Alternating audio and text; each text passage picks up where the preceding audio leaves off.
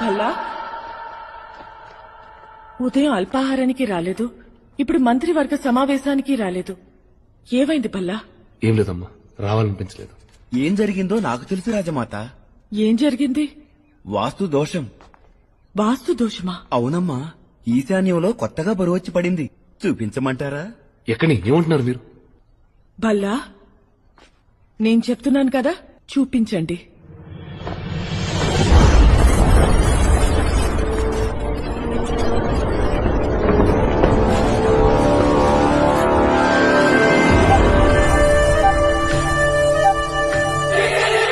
అందమే అసూయపడేలా ఉన్న ఈ అందాల రాశి ఎవరు?